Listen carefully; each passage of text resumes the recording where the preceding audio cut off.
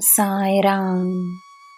ನನ್ನ ಮುದ್ದಿನ ಮಗುವೆ, ನೀನು ನೀಡಿದ ದಾನವು ಯಾರಿಗೆ ಸೇರಬೇಕೋ ಸೇರಿದೆ.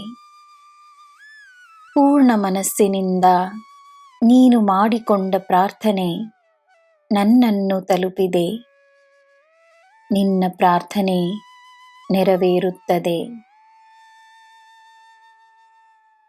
ನಿನಗೆ ಸುಲಭವಾಗಿ ಸಿಕ್ಕಿದ ಒಂದು ವಸ್ತು ಬೇರೆಯವರಿಗೆ ಕಷ್ಟವೆಂದೆನಿಸಬಹುದು.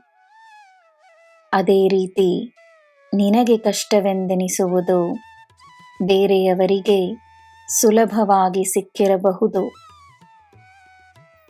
ಸತ್ಯವೇನೆಂದರೆ ಎಲ್ಲರಿಗೂ ಅವರ ಶ್ರಮದ ಫಲ ಸಿಕ್ಕೇ ಸಿಗುತ್ತದೆ.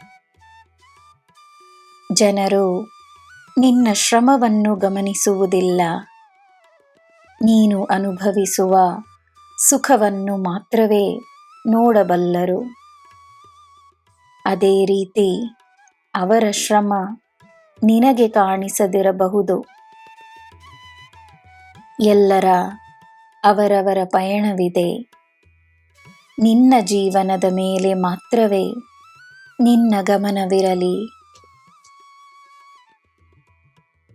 ಜನರು ಏನು ಯೋಚಿಸುತ್ತಾರೆ, ಅವರಿಗೆ ಏನು ಅರ್ಥವಾಗುತ್ತದೆ, ಅವರು ಏನು ಮಾತನಾಡುತ್ತಾರೆಂದು ಚಿಂತಿಸಬೇಡ. ಜನರು ಅವರ ಜೀವನದಲ್ಲಿ ನಡೆಯುತ್ತಿರುವುದನ್ನೇ ಎಲ್ಲರ ಜೀವನದಲ್ಲಿ ನೋಡುತ್ತಾರೆ. ಅವರಿಗೆ ಅರ್ಥವಾಗುವುದಷ್ಟೇ.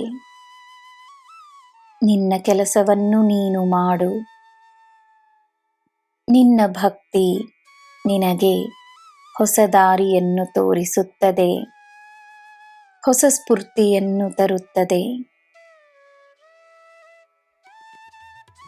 ಎಲ್ಲ ದಿಶೆಗಳಿಂದ ಒಳ್ಳೆಯದೇ ನಿನ್ನ ಬಳಿ ಬರುತ್ತದೆ. ನಿನಗೆ ಎಲ್ಲ ದೇವರು ದೇವತೆಗಳಿಂದ ಆಶೀರ್ವಾದವಿರುತ್ತದೆ. ಒಳ್ಳೆಯವರು ಬರುತ್ತಾರೆ.